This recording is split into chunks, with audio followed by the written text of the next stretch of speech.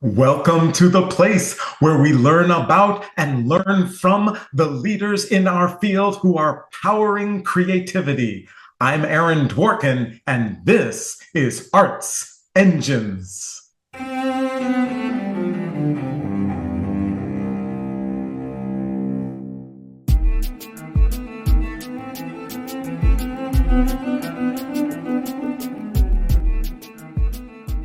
Thanks again for joining me here on Arts Engines. Today's guest is Anna Weber, who serves as General Manager for Artistic and Operations at Carnegie Hall. Anna, welcome to the show. Thank you so much, Aaron. It's great to be here. Well, obviously, I am so excited to be able to talk to you. I have had the benefit and honor, separate from, of course, Carnegie Hall being one of our wonderful creative partners at Arts Engines, but our long-term partnership with Sphinx and a host of other things. So I've been able to see so much of your leadership and the programming of Carnegie Hall up close. And obviously, it's extraordinary and impacts so many people, literally around the world, and obviously, especially regionally as well. So I'm excited to talk with you. Great, Um, great. and, one of the things I thought would be great to talk about is that a lot of times people think they know an organization or kind of the scope of what they do, when there could be a greater breadth to it. And I feel like in many ways, right, Carnegie Hall is that a lot of people might think it's just, traditional only, whoops, say straight classical programming, those types of things. And yet there's so much that's involved at Carnegie Hall. And so wonder if we could kind of just start there. Could you kind of share, like, in addition to what people might view as kind of maybe traditional classical programming, what is that breadth that takes place at Carnegie? Sure. Well, Carnegie Hall, as maybe, hopefully, some or many people know, has a huge, long history with expansive amount of different genres, whether that's jazz, whether that's pop, rock. I mean, Billie Holiday, Duke Ellington, Bob Dylan, Led Zeppelin, the Beatles, it goes on. So the history is there in terms of the broad genres that have been presented at Carnegie Hall from the beginning. So when we program, we program a lot of storytelling, and in terms of that storytelling, we program our festivals. We program perspectives where we engage artists to tell their point of view in terms of music making and stories that they'd like to tell. That all lead into our overall 150 curated concerts. And so with festivals, I could start there. In addition to focusing in on classical concerts and genres and themes, we've also focused beyond that.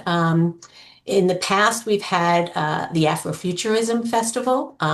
We've had a festival focused on Latin music. This year, we have our festival US 250, which is commemorating the 250th anniversary of the signing of the Declaration of Independence.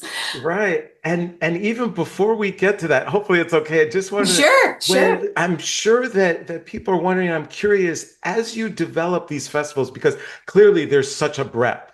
So when you're thinking about, say, Afrofuturism, right? Or and then going from that to America 250, are there any core kind of leadership approaches that you have, or themes or things that as you're leading the team, here's what we need to do so that we can ensure we achieve the goals for this festival? Are there kind of principles or Yes. things like that that are involved? Yeah. So the AP, the artistic planning team led by Clive, is a group of three of us.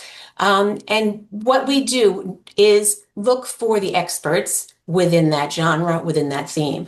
So we do a lot of research to create a curatorial council for Afrofuturism. So who are the experts in the field, whether that's academia, whether that's music, whether that's industry professionals.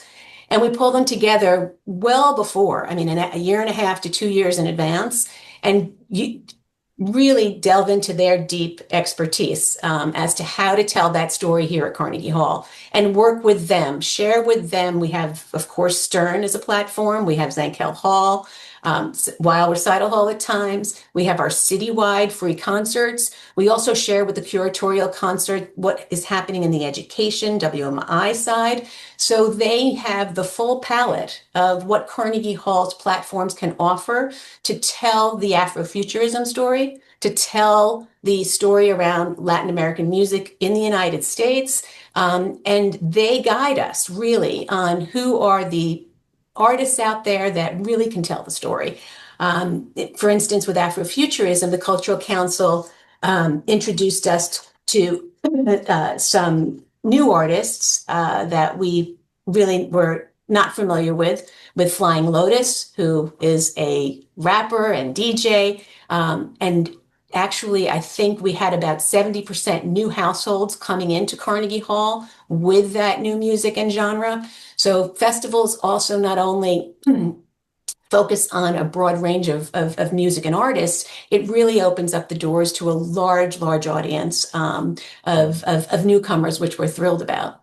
I love, and especially just kind of that investment. And it sounds like also just steeped in the idea of collaboration and of partnerships and saying, let's find who are the people to help us curate this, to lead this, who's already embedded in the art form, Right. the culture, the geography, whatever it might be of what we want to do. Absolutely love that approach. And I think unfortunately still there are even, some organizations were like, oh no, we'll just do this rather than how do we steep this in partnership. So such a wonderful approach, which kind of then brings us to right, America 250. So I'm thinking just within that and that idea, there are so many ideas and parts of what makes America 250 years old and all of that. So can you share a little more about what has ended up comprising all of that for you? Right. Well, again, it's a team effort and a large discussion starting way back with Clive in probably 2.5, 3 years ago, where the concept starts and evolves. And we really wanted to show the breadth of genres of music that make up America, that make up the sound, and again, partnerships. So some of the highlights, I would say, that of the partnerships that we have explored and put forward, we just had a fabulous concert presentation with the Orchestra of St. Luke's of Rodgers and Hammerstein's Oklahoma. So Broadway is represented in the festival. We have a wonderful partnership with the Grand Ole Opry, who actually was here, I think, in the 1940s and have been here 4 times. So this will be their 4th presentation at Carnegie Hall. And of course, leaning into country music and asking them to curate an evening of country music that represents that genre, and tell that story. So that's happening on Friday, actually. Jazz is a huge component in terms of what we do on a regular basis, but focusing in particularly this year. And Danny Melnick, who is a George Wein protege, is our expert in that field and the collaboration in terms of how we bring jazz to Carnegie Hall. And we have had the Artemis ensemble here recently, an all women's jazz ensemble as part of the festival. We have about 35 events here. Another highlight, again, speaking about partnerships and collaboration, is partnering with a historian by the name of John Monsky, who has brought several programs to Carnegie Hall focusing on history. And the one that he's bringing as part of the US 250 Festival is focusing on the moon landing. And he takes a really interesting approach to exploring history and moments in time. He is the narrator. He brings together an orchestra. He brings together vocalists, visuals that tell the story and the history. And it's really entertaining. And PBS has picked it up. So he's the collaborator in terms of bringing that type of genre to Carnegie Hall. So it's really, as you point out, part of the success of all of this is partnerships, is exploring expertise beyond Carnegie Hall's in-house expertise and building programs from there. It's absolutely, I mean, it's extraordinary. And of course, the breadth of just the 250, programming alone, let alone everything else it really is extraordinary. So one thing also that comes in, and I'm sure people are like, oh, and maybe like, oh, I didn't realize kind of that depth of focus on collaborations and partnerships. Certainly, I know there are many organizations out there that have either looked and explored different partnerships, collaborations, sometimes successful, other times maybe challenging. Just wondering, as Carnegie Hall approaches partnerships, are again any principles or key takeaways of how you approach partnerships that have enabled them to be so successful, sustainable, etc.? That's great. I mean, I think it starts with artistic excellence at first and the artistic mission of the organization. And I think if that's there, the partnership comes easily. And I think that we've had great success with that. And I think that's the core value that we all share, artistic excellence within the music. And also, what comes with that is then operational excellence. It's interesting because, of course, you have to execute those ideas. And what we find often is that that goes hand in hand. I mean, in terms of how you are envisioning the programming and how are you then implementing that. And for the artistic team to partner with that organization and then the production team, the operations team, it all it seems to work if you start with that core value. Love that. Love that. So also you mentioned how these things, and especially America 250 celebrations and how they've come about, that it's literally years from Mhm. the conception and the planning and all of that.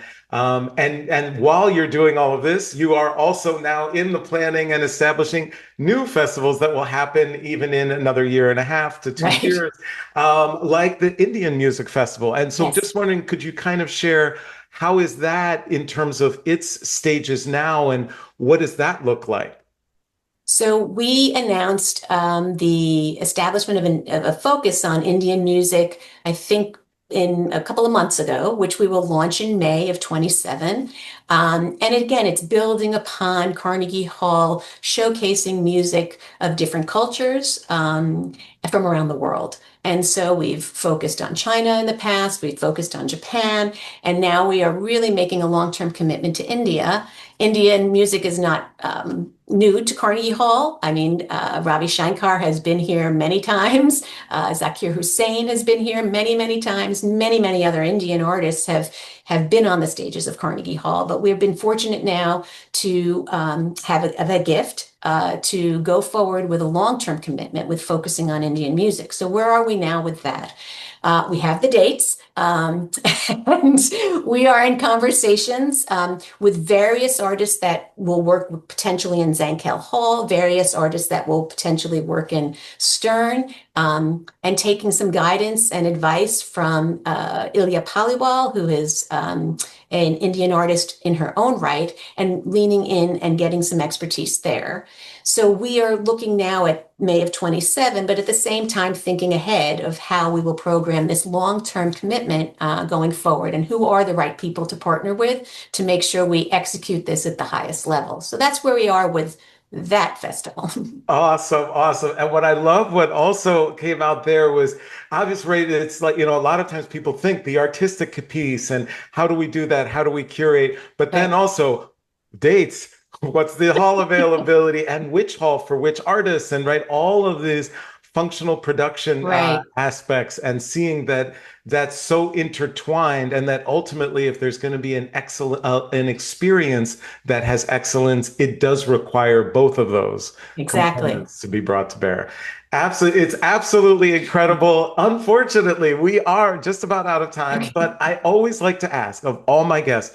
Obviously, this work it impacts so many people and communities and brings you so much joy. But there definitely has to be tough days, and maybe it's more on the production side than artistic, I would think. But when those happen, as kind of an administrative leader, are there any mechanisms or things that you do kind of on those toughest of days when it seems there's challenges that might not be able to be overcome, things that you do that kind of help you through those times?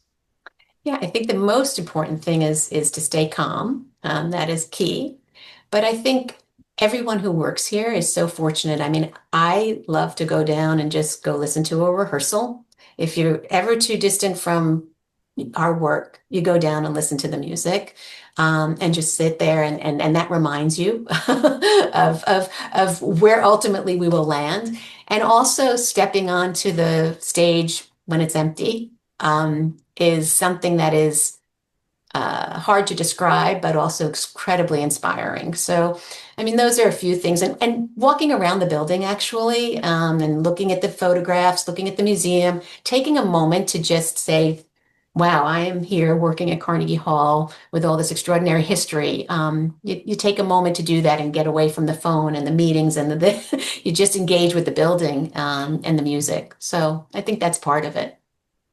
Well, I can just share that, I've had a few pivotal moments in my life, and one of them was the very first time I stood on the stage of Carnegie Hall, the very first time the Sphinx, precursor to the Sphinx Virtuosi, the Sphinx Chamber Orchestra, was there. And there is just something about literally your stage. And by that, I mean both physically, but also just the import of Carnegie Hall and the breadth and depth of everything that you do. And any organization is the people who comprise it. So, Well, Anna Weber, thank you so much. You truly are one of the arts engines who is powering human creativity in our world. Thank you so much for everything at Carnegie, and thank you for being on the show.